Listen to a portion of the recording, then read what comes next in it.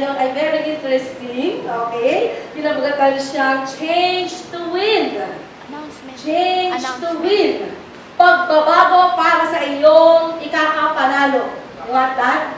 Pagbabago para sa tagumpay. Thank you, Pastor. Pagbabago para sa tagumpay. Ayan.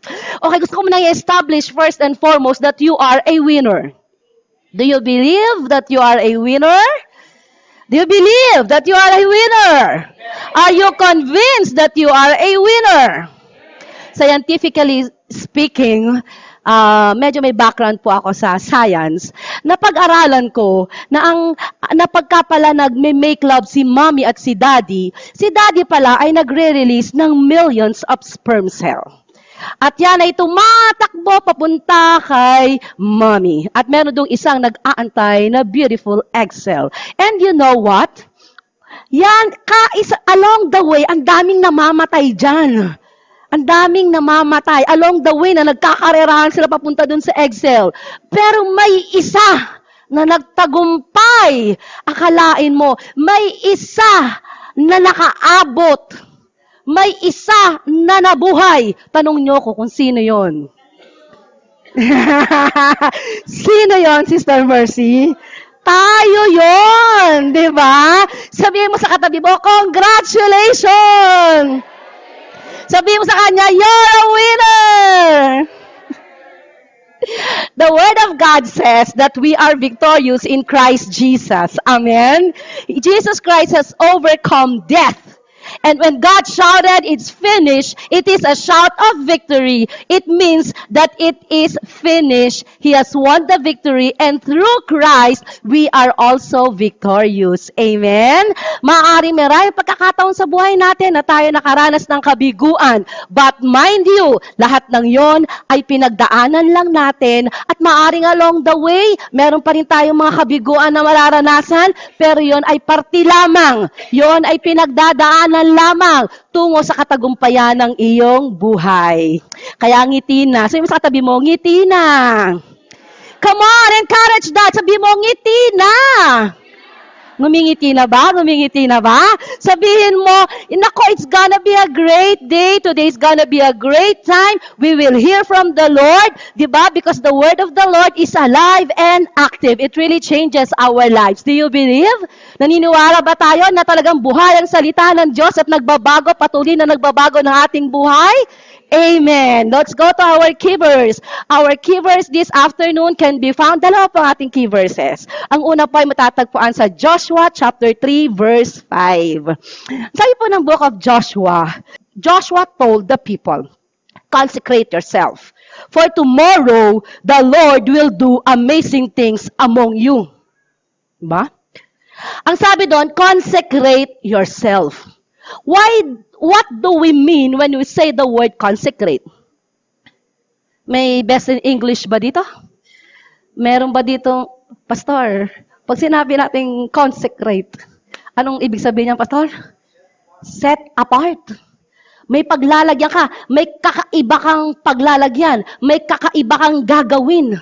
Pag sinabing consecrate, itatabi ka, hindi ka itatabi, hindi ka isasantabi. Pero alam mo yun, ihihiwalay ka sa nakararami.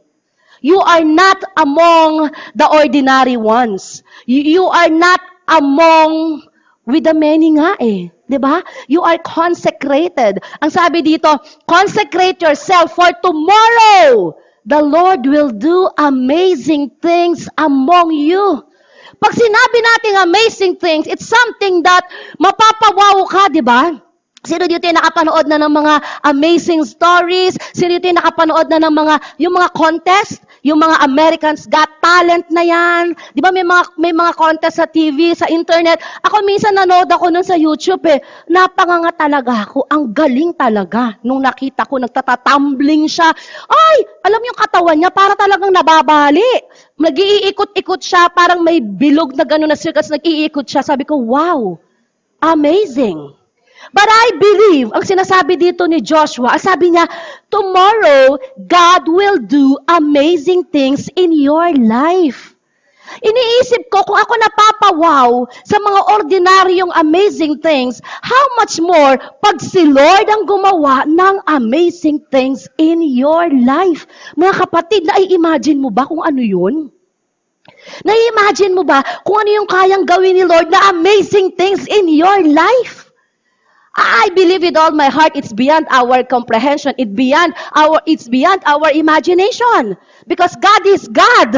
Amen. God is God. Pag sinabi ni God na it's amazing things, it's according to His standards. At pag according to God's standard, it's something big, something great. Do you believe? Amen? Pero may sinabi ang Panginoon, you need to consecrate yourself.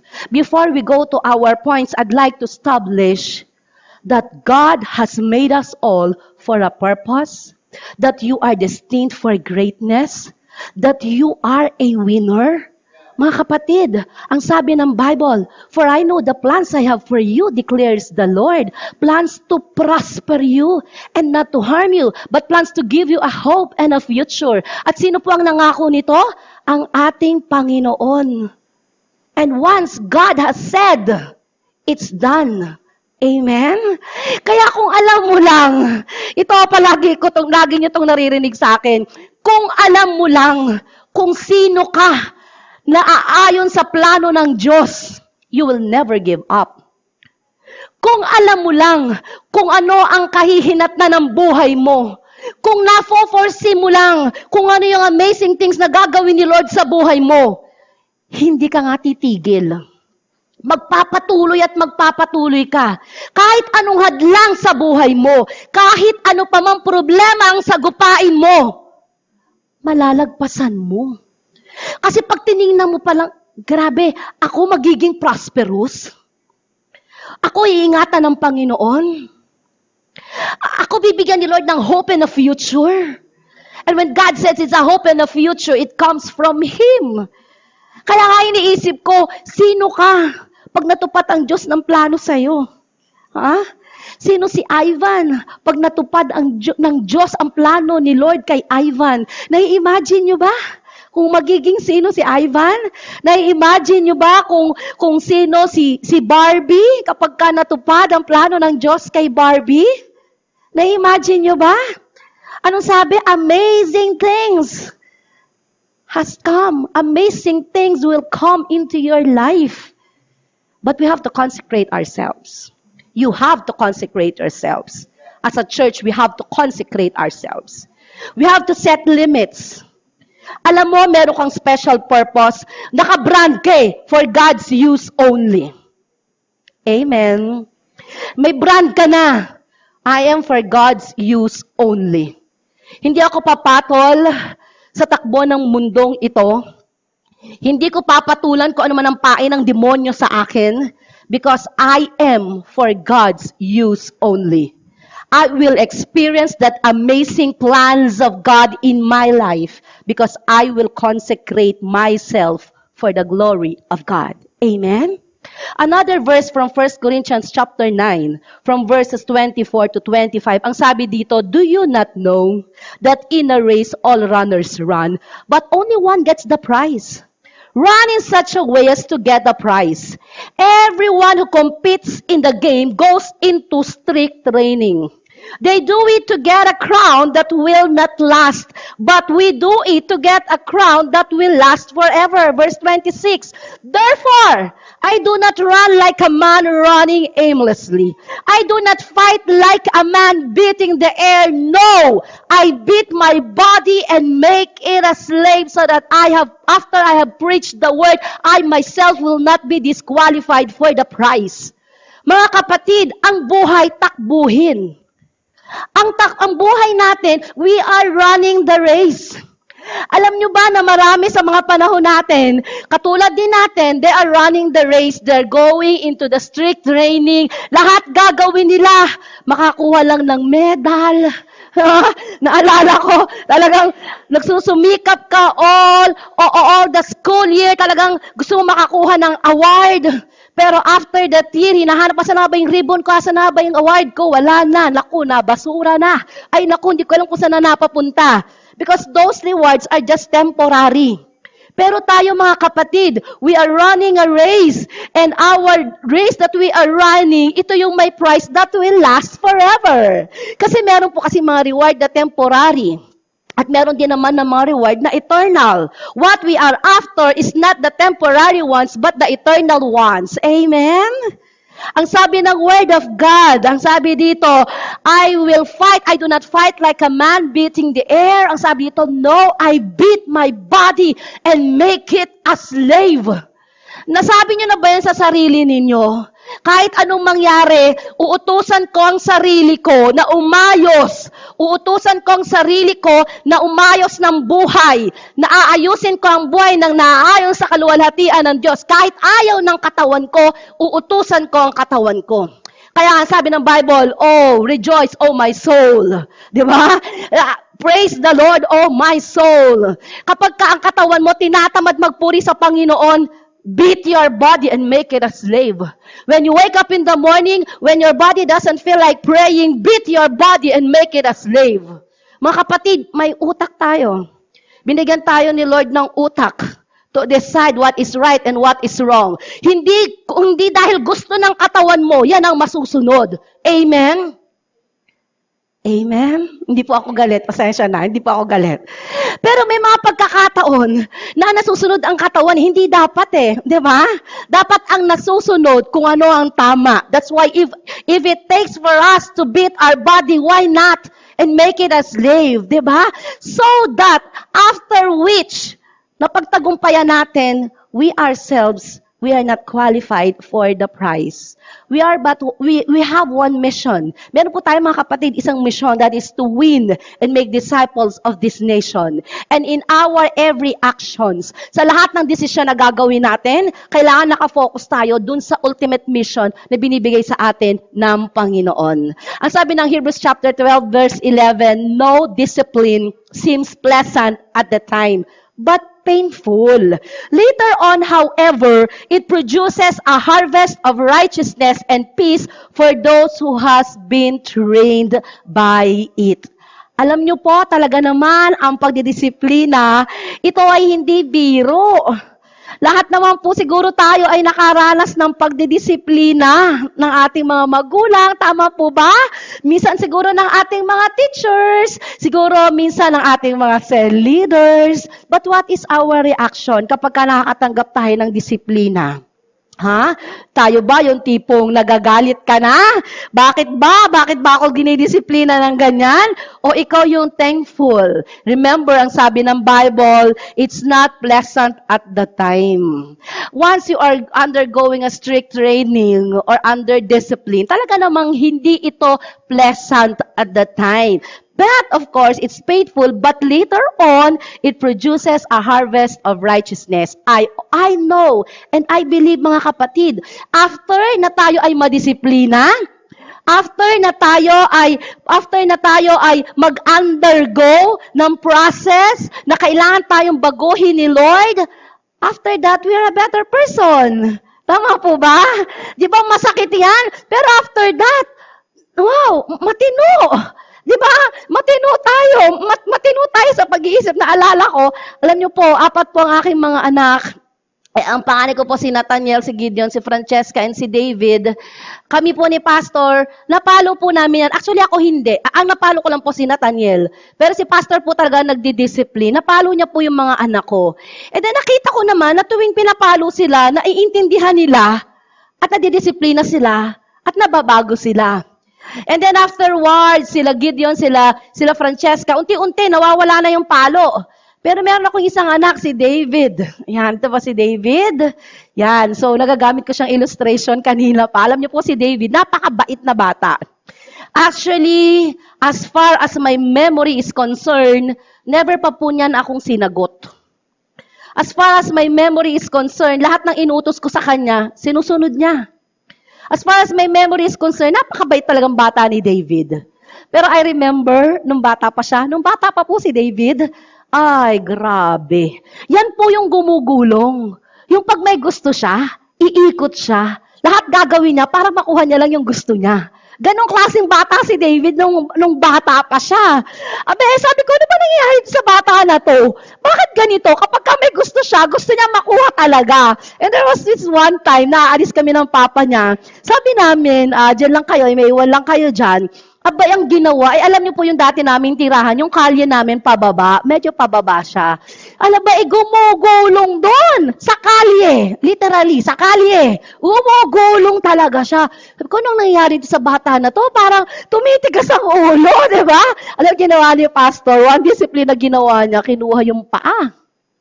Pagkuha ng paa, binaliktad si David. Dinasa paa niya, nasa taas na, sabi ni pastor, mula ngayon, lahat ng sasabihin ko, susundin mo. Nung binaba namin si David, guess what happened? He's a brand new man. Starting that day, sobra talaga ang bait niya na.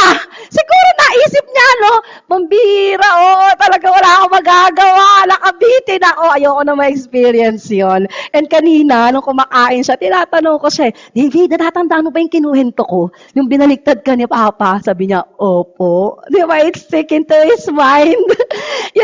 Ang discipline, it's not pleasant at that time, but after that, pag na-realize mo, ayoko na mangyari ulit yun. Sino yung nakaranas ka ng palo ng tatay mo, nakita mo pa lang yung sinturon, ayoko na yan. Ano yun dapat mong gawin? Gagawin mo na. Tama? And ganun tayo kamahal ni Lord.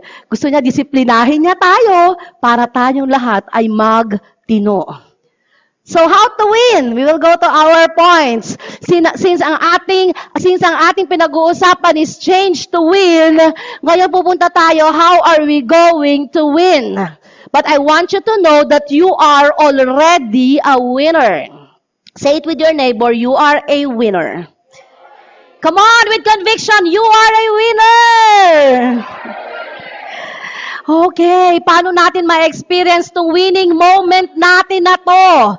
Okay, so marami tayong babaguhin. Wait. Are you willing to change? Handa ba tayong magbago? Amen? Are we ready to be disciplined? Handa na ba tayo na medyo magbabago tayo ng gear ng naayon sa salita ng Diyos? Amen? Nagpapabago tayo kay Lord. Amen?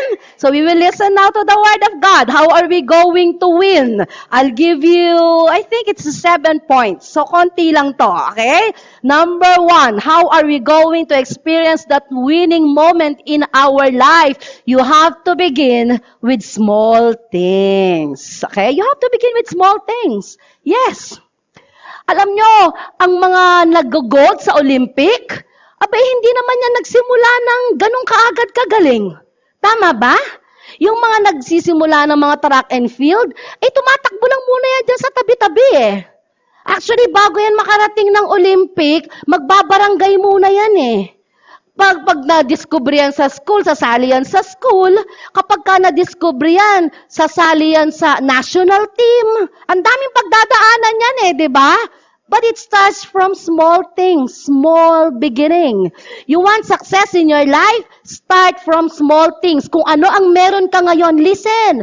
Kung ano yung meron ka ngayon, capitalize it. Kung ano yung hawak ka, ano yung meron ka ngayon, maximize it. Because that small thing can become a big thing. Amen? Ang sabi po ng Luke chapter 16 verse 10, whoever can be trusted with very little. Hindi nga sinabing little. Ang sabi sa Word of God, whoever can be trusted with very little can also be trusted with much. And whoever is dishonest with very little will also be dishonest with much. Ibig sabihin, kung ikaw daw ay matapat sa napakaliit na bagay, kaya mo rin magtapat sa malaking bagay. Tama po ba? Ano ba itong mga maliliit na bagay na to? Okay, so for example, nagbayad ka sa jeep. Ang minimum ngayon ay 7 pesos. Tama ba? Pag nagbayad ka sa jeep, sinuklian ka, akala 20 pesos yung binigay mo. Pero sa totoo lang, 10 pesos lang naman yung binigay mo. Pag sinuklian ka ng 13 pesos, Pag sinuklian ka ng 13 pesos, ibabalik mo ba ang 10 pesos kay mamang driver? Yes, 'di ba? For example naman, naglalakad ka dito sa church, nakakita ka ng balat ng candy sa sahig. Maliit na bagay, balat ng candy lang naman. Ano ba naman yan? Pupulutin mo ba to? O dadaanan mo lang? It's just a simple thing. In the first place, hindi ka naman tagalinis ng church. Ba't mo dadamputin? Pero alam mong may kalat at alam mo na dapat damputin. If you can be trusted with very little, then you can be trusted with much.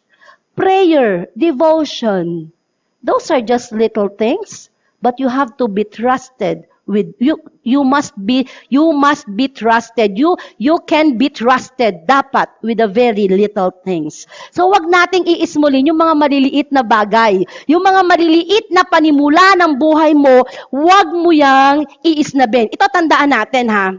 Di ba si God all-knowing? Di ba si God nakikita niya lahat ng ginagawa natin? Alam mo ba na pag nakikita ka ni Lord na matapat ka sa maliit na bagay, who is our promoter? Sino po ang nagpo-promote po sa atin? Ang ating Diyos. Tama po ba? Ginagamit ang tao. Minsan gumagawa siya ng mga drastic move to promote you.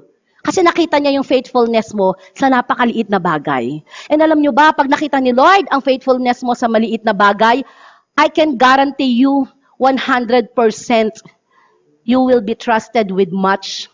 Pag nakita ni Lord, palaki ng palaki ang i-entrust sa'yo ni Lord. Palaki ng palaki ang mga bagay na pagkakatiwala sa'yo ni Lord kasi nakita niya na napagkakatiwalaan ka sa maliit. You want promotion?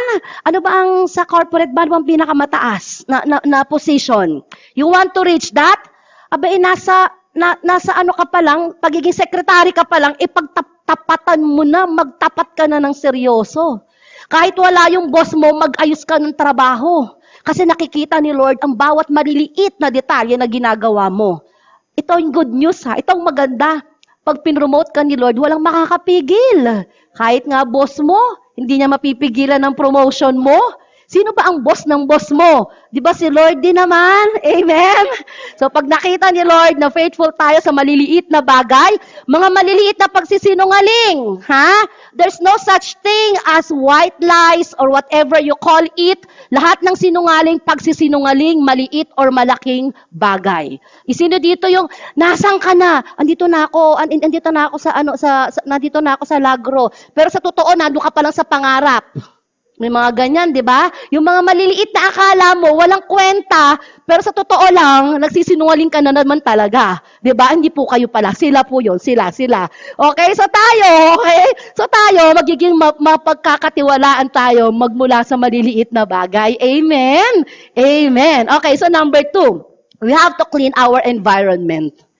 We have to clean our environment. So, pwede mong sabihin, maglilinis tayo ng ating kapaligiran. Pwede rin naman. But what I am giving emphasis dito sa clean your environment is all about your thoughts. It's all about the people around you. Kasi meron po tayong common environment. Di ba? Lahat naman tayo, may common environment tayo, but you have your own environment. May sarili kang mundo eh. May sarili kang lugar na kinagagalawan. Tama po. May sarili kang may sarili kang mundo. Ibig sabihin, may sarili kang mga taong pinapakisamahan. May sarili kang workplace. You have your own house. You have your own neighborhood. Kanya-kanya tayo pagdating doon. You have to clean your environment. Pag may mga tao na ang influence sa iyo ay negative, stay away from them. Kapag meron ka mga karelasyon na BI or bad influence, cut it off. Don't ever trust somebody na mapagkakatiwalaan mo ng mga mahalagang mga desisyon sa buhay mo na alam mo namang hindi sila katiwa-tiwala sa paningin ng Diyos. Amen po ba? Amen po ba? You have to clean your environment. Sabi ng 1 Corinthians 15:33, do not be misled. Bad company corrupts good character. Kahit ang ganda ng character mo, kung ang mga tao na kapaligid sa iyo ay bad company, and you let them influence you, tell me who your friends are, and I'll tell you who you are. Don't misunderstood me. Hindi ko po sinasabi na wag nyo silang pakisamahan. Of course, you can be with them. Actually, you have to be with them to influence them. You have to be friends with them because you will be the salt of this world and a light of the earth. Amen?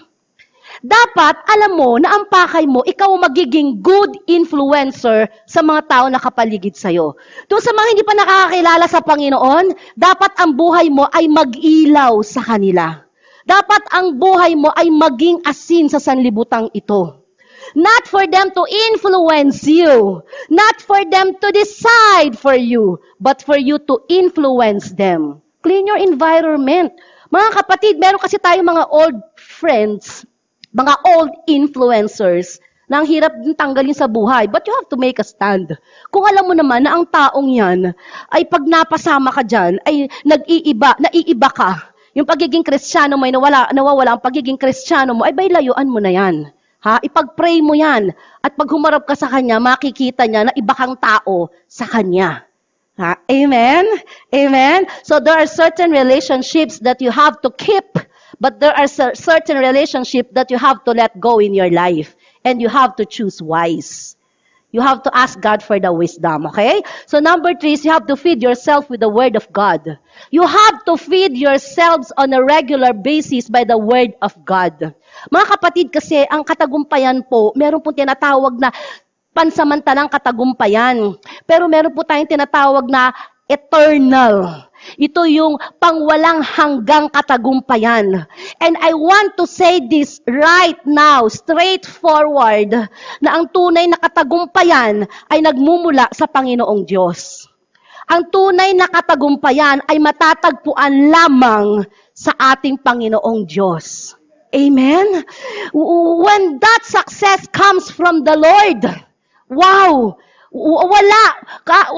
Sabihin ko sa inyo, pag iyang katagumpayan ay galing sa Panginoon, kahit anong bagyo, kahit anong unos, kahit anong gawin ng kaaway, mananatili kang matagumpay dahil ang estado mo na yan ay nagmula sa Panginoon.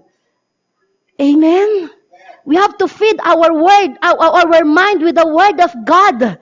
Ang sabi ng 1 Peter chapter 2 verse 2, like newborn babies, crave pure spiritual milk so that by it you may grow up in your salvation. Dapat daw pagdating sa salita ng Diyos, para tayong baby, alam niyo yung baby pag gutom?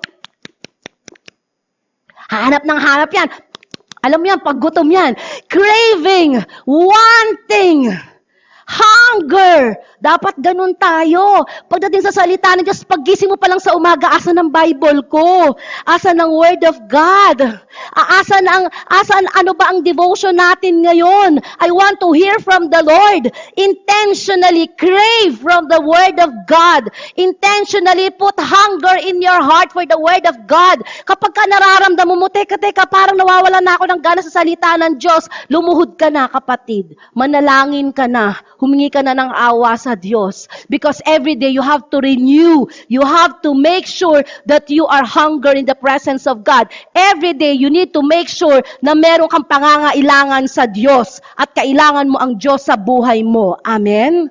You have to feed yourself with the Word of God. Ito po mga kapatid, pang number 4, you need to be on time.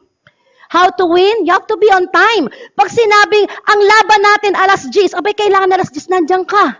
Dapat bago mag-alas 10, andyan ka. Kasi kahit ikaw ang pinakamagaling na runner, ikaw ang pinakamabilis na runner, kung late ka, talo ka pa rin. Tama po ba? Kahit ikaw ang pinakamatalinong estudyante, darating ka naman 5 minutes before time or 5 minutes before the end of time. Ano ba masasagutan mo? Bagsak pa rin. You have to value time. Lahat tayo binigyan ng Panginoon ng 24 hours. You have to value your time. Wag mong sasayangin yung mga oras mo. That time is too precious. Hindi nga lahat ng tao narating yung narating mo. Tama ba? Yung iba, wala. Bata pa lang namamatay na. Yung iba, teenager, di ba? Ikaw nandiyan ka sa estado ngayon, malakas ka. Binigyan ka ni Lord ng pagkakataon. Treasure every time. Treasure every moment in your life. You need to be on time because it tells how you put your life in order. Alam mo ba kapag ka-late ka, pinapakita mo ang gulo ng buhay mo. Akalain mo oras mo pa lang, di mo kayang ayusin. How can you be successful kung sa oras pa nga lang di mo mamamaster eh? Paano ka magiging successful sa ibang bagay? Oras pa lang, hindi mo mamaster. It tells how you put your life in order. It tells about how you put your life in order. Actually, it tells how you value other people. Alam mo, pag may kausap ka, pinapakita mo sa kanya kung gaano siya kaimportante. Kapag ikaw may kausap ng alas 10, alam mong importante yung kausap mo ng alas 10, ay 9:30 pa lang, andun ka na. Tama po ba? Attend ka ng prayer night. Aba, importante ba sa'yo si Lord? Nag-aantay si Lord sa prayer night? Anong oras mag-i-start ang prayer night? Alas 7? Abay, dapat 6:30 pa lang andito ka. Excited ka eh. At alam mong napakahalaga ng kakatagpuin mo eh. Anong oras ang service natin? 5 o'clock? Abay, 4:30 andito ka na. You have to be on time. It shows how you value kung sino yung kausap mo. It shows how you manage yourself. Diba? So, you have to be on time. You know, winners, they're always on time. Ayan. Sabi ng Psalms chapter 90 verse 10, 70 years are given to us. Some even live to 80, but even the best years are filled with pain and trouble. Soon they disappear and we fly away. Alam niyo po ang verse na ito, binibigyan na ng emphasis. Lahat po talaga ng natapos na ay tapos na. Hindi na natin pwedeng balikan. Yung kaninang worship, doon sa Commonwealth, wala na yun, tapos na. Hindi na pwedeng balikan. Yung kaninang service ng 10, wala na, tapos na. Yung kaninang nag-lunch ka, hindi mo na yung pwedeng balikan. Yung kaninang nakipag-usap ka dyan sa mga tao, tapos na, hindi mo na pwedeng balikan. So, you have to use your time wisely. Ha? Lalo na yung mga susunod pang mga araw, naku, i-schedule mo na. Huwag kang magsasayang ng oras. Amen? Sa pag-aaral mo, di ba? I-budget, manage your time wisely. Kung may mga pagkakataon na nag-Facebook, ako po, mahilig ako mag-Facebook. Pag nag-Facebook ka ba, kailangan mo, alam mo kung hanggang anong oras ka lang dyan. Di ba? Kapag kung ano man ang gagawin mo, naglalaba ka, aba, wag mo naman ibuhos ang buong araw mo sa paglalaba. Marami pang ibang gagawin sa buhay. Di ba? Ay kung ikaw naman ay, kung ano pa man ang gagawin mo, you have to manage your time wisely. And then next is of course, you have to keep your word.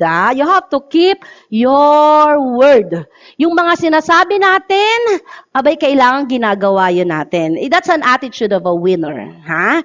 Even if it hurts, even if it costs you a lot, make a commitment and see them through. Okay? Make a commitment and see them through. Alam nyo kasi, meron tayo mga maliliit na bagay na nasasabi natin na you are sincere naman. Kaya lang there are times na nakakalimutan mo. For example, ulitin ko ulit ang example na to. For example, sabi ko, Jessica, kain tayo mamaya O sige, libre kita O sige, okay. Totoo yan O sige. Biglang napunta ako sa isang grupo dito. Pastora, kakain tayo. Ganyan. Nawala na sa isip ko yung naipangako ko kay Jessica na kakain kami at ililibre ko siya. So, kakain ako doon. And afterwards, pagbusog na ako, nakalimutan ko, nga pala may salita ako, binitaw kay Jessica. Ano sa tingin nyo ang isipin ni Jessica sa akin?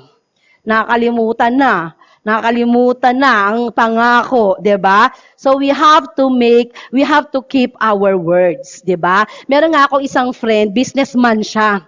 Magaling siya talagang businessman. Ay, ang galing niya talaga. Ang lakas niya kumita. And there is this one transaction na ginawa niya. Kaya lang, along the way ng kanilang transaction, medyo na meron siyang na-miscalculate eh. Kaya lang, pumirma siya sa kontrata na i-deliver niya to. Pero afterwards, nung pinag-aaralan niya na, binabalikan niya na lugi pala siya. Pero alam niyo na sinishare niya yun sa amin, ang sabi niya, pero you know what, Pastor, tinuloy ko pa rin yung kontrata kahit nalugi ako.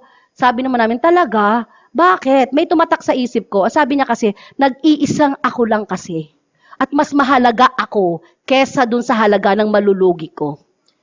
My word is worth more than the loss that I will be making. Okay? May maganda pong verse sa Psalm chapter 15, from verses 1 to 4. Ang sabi po dito sa ating verse, Lord, sabi ng psalmist, Lord, who may dwell in your sanctuary, who may live in your holy hill, he whose walk is blameless, and who does what is righteous, and who speaks the truth from his heart, And then verse 3, and has no slander on his tongue, who does his neighbor no wrong, and casts no slur on his fellow man, who despises a vile man, but honors those who fear the Lord, who keeps his oath even when it hurts. Mahalaga pala sa Panginoon na tinutupad natin ang ating mga sinasabi even when it hurts. Then we can dwell in the sanctuary. Then we may live on the holy hill kasama si Lord. Yan. So, we have to keep our words. Ang sabi ng Isaiah chapter 55 verse 11. Sabi ng Isaiah chapter 55 verse 11, so is my word who goes out from my mouth, it will not return to me empty, but will accomplish what I desire and achieve the purpose for which I sent in. Lahat po ng sinabi ng Panginoon ay ginagawa niya. Lahat po ng sinabi ng Panginoon, lahat natupad at matutupad. Amen? And I want to tell you this right now. You are made in His image. Ikaw at ako ay ginawa na kawangis ng Panginoon. At isa sa karakter ng Diyos, God keeps His word. So we better keep mine. We better keep ours. And of course, ito po, maganda po ito. We need to accept correction. Mga kapatid, kailangan tumanggap tayo na minsan talaga ay nagkakamali tayo. Actually, hindi nga lang minsanan. Kadalasan talaga naman tayo nagkakamali. Because we are imperfect being. Because we are not yet, God is making us holy day after day. Dahil marami pa tayong dapat baguhin, marami pa tayong dapat ayusin sa ating mga buhay. Tama po ba? Sino dito ang magsasabi, Lord, ako talaga, ang dami ko pang babaguhin sa sarili ko. Sige nga po, taas ang kamay. Yan. So ako rin po, kasama pa ang paa. Ang dami po. Pag tinitingnan ko ang sarili ko, grabe, ang dami ko pa talagang dapat baguhin sa buhay ko.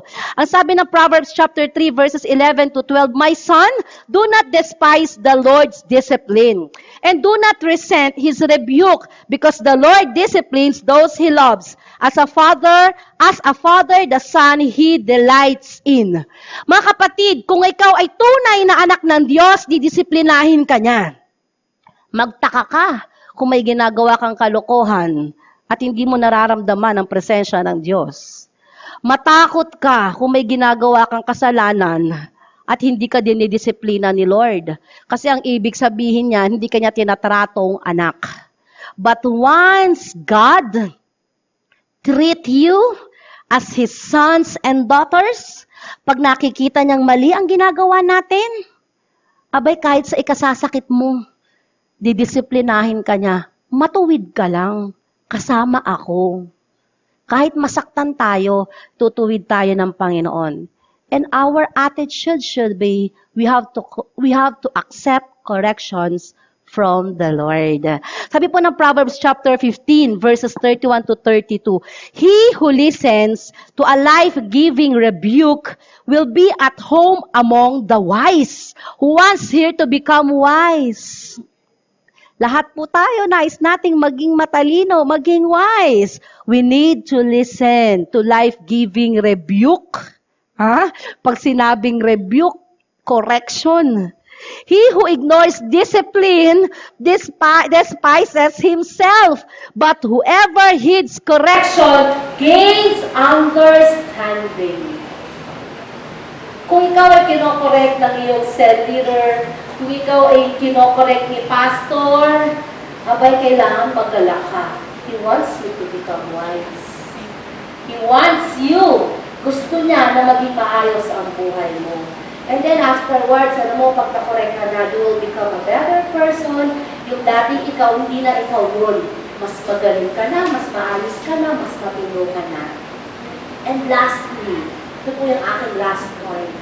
You have to finish what you started. Finish what you started. Sabi po ng 2 Timothy chapter 4 verse 7, I have fought the good fight. I have finished the race. I have kept the faith. Naniniwala po ako with all of my heart na may nasinimula na ang Diyos sa buhay ng bawat isa. Amen po ba? Naniniwala po ako na nagsimula na ang Diyos na baguhin tayo. Amen po ba? At ang sabi ng salita ng Diyos, we have to fight the good fight of faith. Mga kapatid, panalo ka na, pero kailangan ipagpatuloy ang laban. Panalo ka na, you are a victor, but you have to go through the race. Kasi pag tumigil ka, hindi mo ma-experience yung winning moments. Kapag nag-stop ka, hindi mo mararanasan yung katagumpayan na para sa'yo. Amen? We have to fight the good fight of faith. We have to finish the race. Everything that God has started, He will finish. Amen? We have to keep that faith. Mga kapatid, put in your mind, put in your heart. Kailangan marating mo ang katapusan. Kailangan matapos mo ang takbuhin ang buhay na ito. Kasi talagang panalo ka na. I respect all of you. I love all of you and I respect you all so much. Alam niyo kung bakit? Kasi hindi ko man alam kung anong klaro-klaro ng Diyos sa buhay mo. Isa lang ang alam ko. Matagumpay ka, kapatid. Isa lang ang alam ko, I'm 100% sure. Napakaganda ng plano ng Diyos sa buhay mo. Kailangan ko lang marating. So never give up. Never, ever give up. Continue to run aimlessly. Continue to beat your body and make it a slave. Magpatuloy kang magpakatingin sa Diyos. Magpatuloy kang sumunod sa Diyos. Ang sabi ng Philippians chapter 1 verse 6, being confident in this, that He who began a good work in me will carry it on into completion until the day of Christ Jesus. Dapat daw confident ka na kung sino man o kung ano man ang sinimula ng Diyos sa buhay mo, tatapusin niya yun until the day of Christ Jesus. Hindi ka naman iiwan ni Lord sa ere, kapatid. God will never leave you nor forsake you. At sabi ng kanyang salita, you need to be confident. Magtiwala ka. Magtiwala ka sa Diyos. He is a God who is faithful. He is a God na pag sinabi niya, gagawin niya. At pag sinabi niya sa'yo, I have plans for you and the plan is to prosper you, mga kapatid. Pag sinabi niya Lord na prosperous, it's not the same thinking that we have na prosperous. Iba ang prosperous kay Lord. Amen? Iba ang prosperous sa dictionary ng Diyos. Amen? At kung alam mo lang kung gaano ka at kung sino ka sa hinaharap, you will never ever give up. And you have to have that confidence na Lord, kahit anong sitwasyon ng buhay ko ngayon, Lord, kahit anong nangyayari, Lord, nagkiniwala ako sa iyo. Kasi tatapusin mo lahat ng sinimulan mo sa amin. You know what ang CRCC? Nagsimula ang Diyos sa CRCC. Nagsimula ang Diyos sa CRCC sa bakuran ng Abay Residence. At tinapos ng Diyos yun. Binigyan ng Diyos ang CRCC ng property. For your information, may property ang CRCC sa loob ng Ciudad Real Subdivision. Pero hindi patapos ang Diyos. Alam niyo, nagkaroon din tayo ng territory dito sa may tapat. May maliit dyan na room na binigay sa atin ni Lord. Pero hindi patapos si Lord doon. Binigyan tayo ng lugar na ito, CRCC Lagro. Pero hindi patapos si Lord. We will finish what He has started in CRCC. Right now, we have CRCC Commonwealth. We have CRCC Ortigas. Mga kapatid, confidently, I can say to all of you, God is just starting to CRCC. And He will complete, He will carry it on into completion. Kung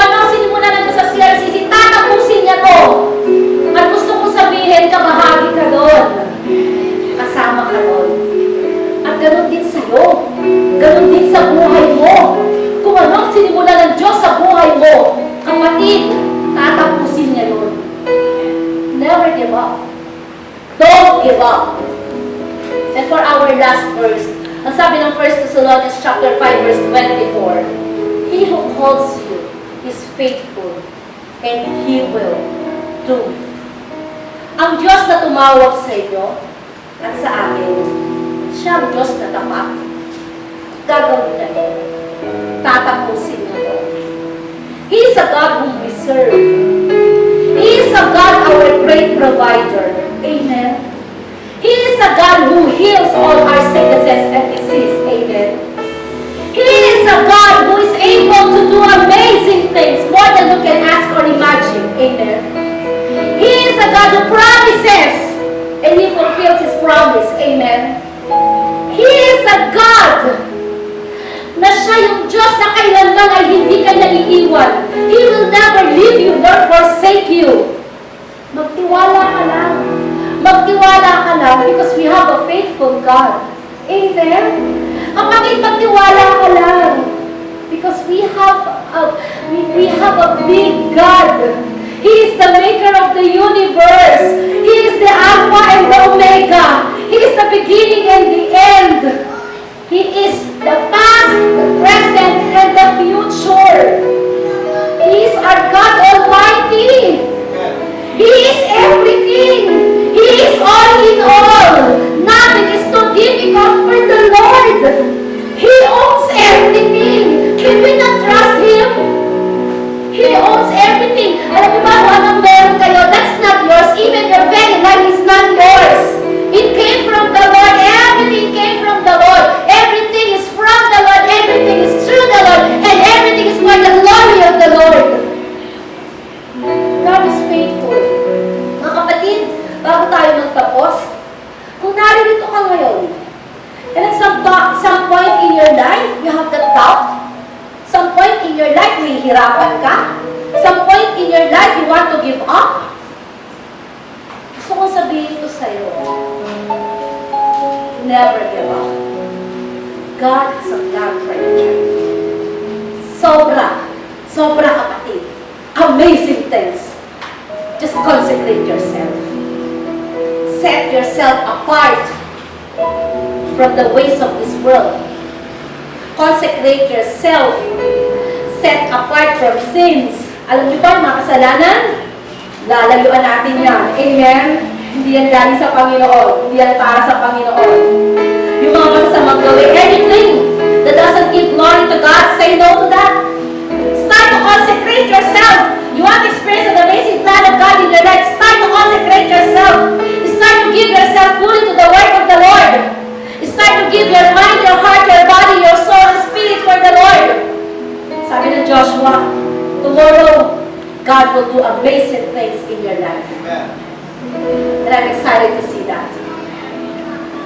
As pastor of this church, alam niyo ang prayer ko, makita ko kayo experiencing that rich and satisfying life. Oh, hallelujah.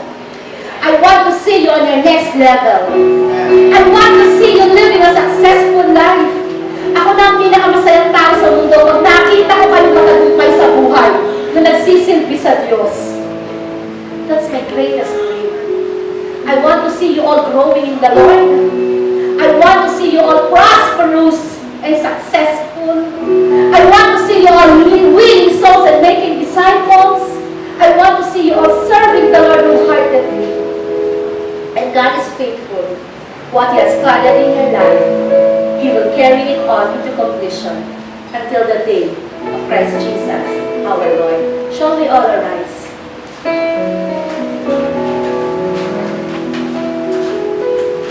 Mga kapatid, let us contemplate